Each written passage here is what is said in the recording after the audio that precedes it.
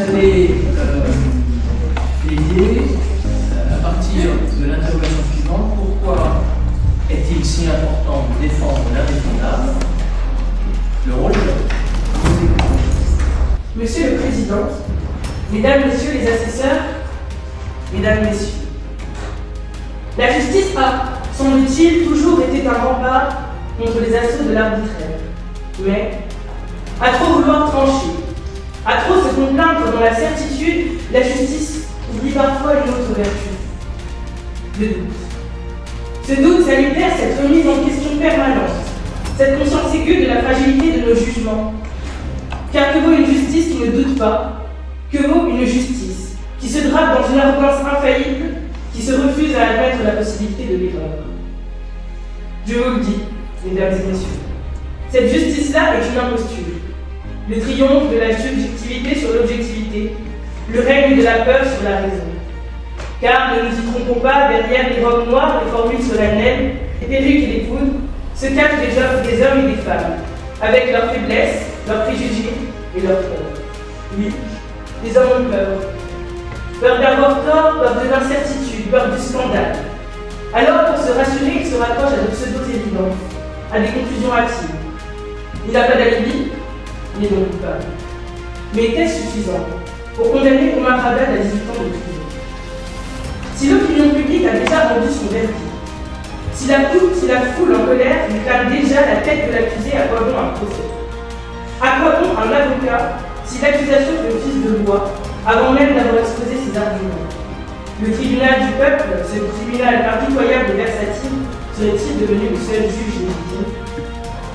Ce n'est pas défendre un homme que dit-il un avocat. C'est défendre un principe.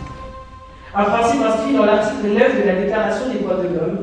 Un principe sacré, un principe fondateur de notre démocratie. La loi est l'expression de la volonté générale.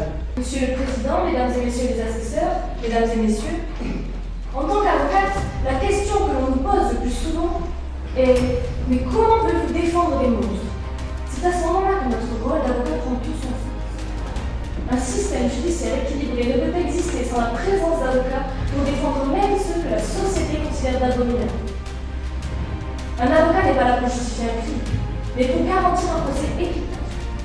Sans nous, les décisions de justice seraient expéditives, basées sur l'émotion et non sur des faits juridiques.